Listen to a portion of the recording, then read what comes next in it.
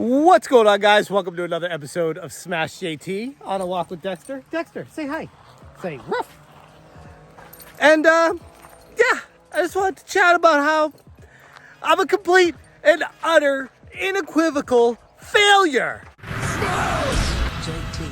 All right, so those of you who don't know, my channel is completely falling apart. It's a catastrophe over here. I'm losing subscribers left and right. I'm not making videos anymore. No, actually, I'm doing just fine. And I don't know, I'm a lot happier in life since I kind of took a big step back or a step forward. There's a lot of water here from my YouTube channel. And with that comes a lot of thought and conversations. And one of those things that's come across is limited run games. And how I chose to boycott them after the Cara Lynn situation and how that was mishandled to hell. They let her go from some purple tinkler guy and had a bad PR situation where she had a tweet from like 8 years ago now that wasn't even that bad of a tweet. It was just giving her opinion on something, and they chose to fire her over it because of backlash from this weirdo guy on the internet. Way to go, limited run games. Way to really represent the reality that we're living in right now. But during that situation, I took the standpoint of, I'm going to boycott this company. And I'm not going to buy anything from them moving forward because it's not a company that I want to enable or, fund or, support. So I made the choice that I would not give any more money to limited run games. And just as I did that, wouldn't you know it, they announced Maniac Mansion. Oh man, hold on a second. Time out. Check this out. California's getting a lot of rain. I usually jog through here. I don't think that's going to be happening today. Wow. Got ourselves a waterfall. Dexter does not have a problem with this water. He loves it. Look at that, though. Jeez. We're supposed to be getting more rain tomorrow and the next day. So I guess I'll stand here and talk for a little bit. So anyways, Maniac Mansion got announced. And I was like, really? My all-time favorite game on the NES. The one game that I am weak to. The one game that I'm literally in IMDb in the voice credits for it. I am an actor in the remake Meteor Mess. Available now on PCs. Free downloads. Check it out. It's pretty awesome. I play the character Jeff, and I did thousands of voice lines for that game. I don't know how many exactly, but certainly felt like thousands. It was a lot of work. Suffice it to say, I really love Maniac Mansion. It's really one of just the best games of my childhood. It reminds me of back when I was a kid and just exploring a world and learning how to do all this cool stuff that you could do. And I mean, microwaving a hamster, who wouldn't want to do that? Right, Dexter? But seriously, it's a really fun game that still holds up today, by the way. You can still play it now and still have a blast with it. And I feel like it's one of those games that a lot of people are missing out on just because it doesn't have updated per se graphics and quality of life updates. The remake does. The remake has a ton of that, including voice acting and stuff like that. But the original is still the original, and it's still great. I can't get my kids to play it because I guess they've just been spoiled with technology that we have today.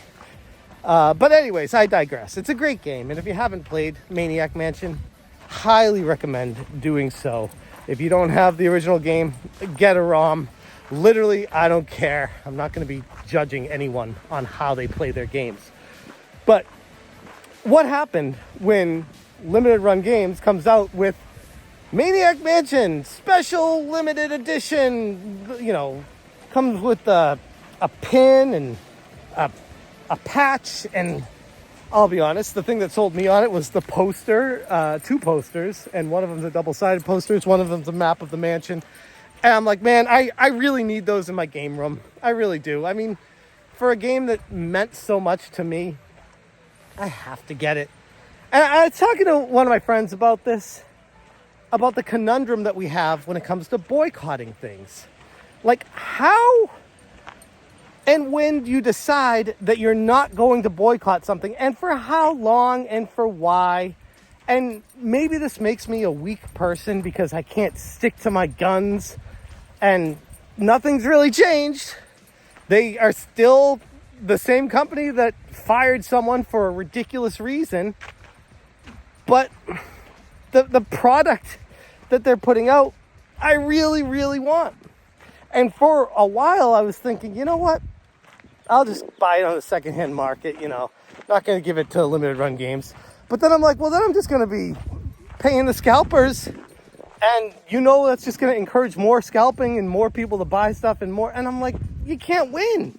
No matter what direction you go with it, you're going to be supporting someone you don't want to be supporting to get this game that you really want. And it comes into this whole psychological debate on when you are going to have this boycott and when to not boycott.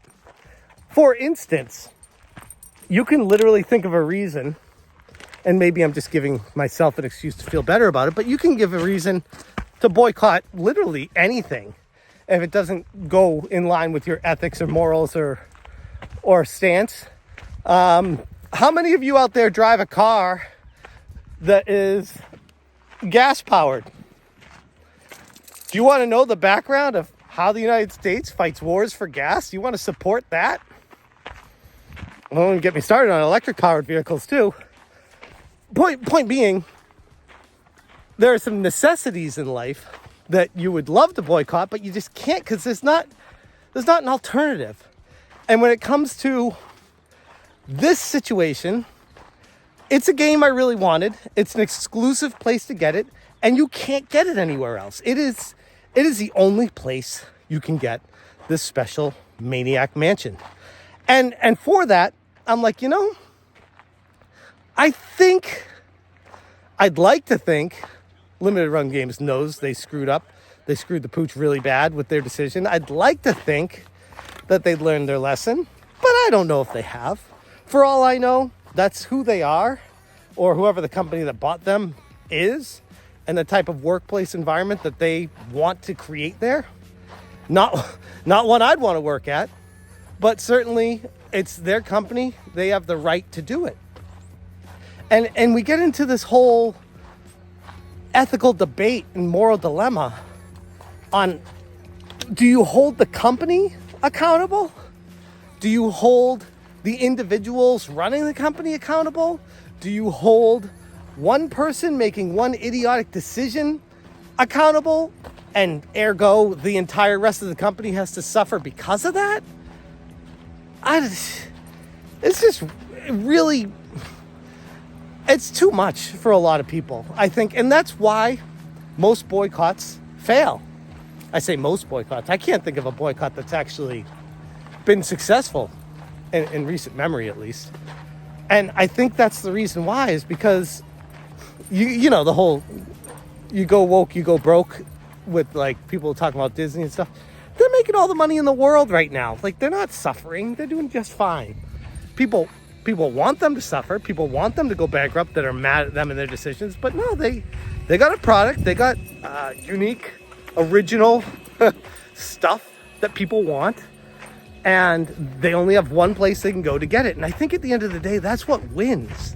It's not the ethics and the morals of the company. It's what the company's selling. And if it's something people want, they'll survive. And if it's something people don't want, they'll fail. And I think it's just as simple as that. Which, I mean, I guess a part of me feels like that's pretty sad. But the rest of me thinks, you know what? Shouldn't that be how it works? Where a company making something that people want, it's able to do that within reason. Obviously, there are rules and laws preventing completely outrageous, unethical stuff happening, but for the most part, there's a lot of companies skirting that line right now and towing it. But I think ultimately it just comes down to, if a company sells something you want, get it. And if they don't. I don't feel good about it, though.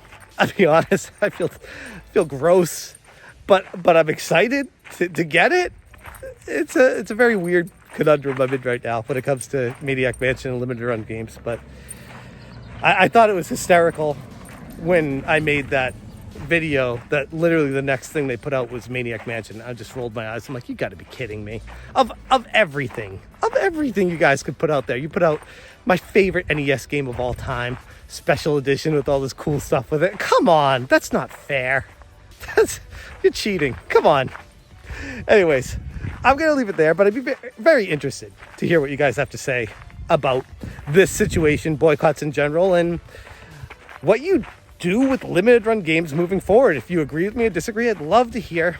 But yeah, I'm gonna leave it there. Thank you guys so much for watching, and as always, you stay smashing. Smash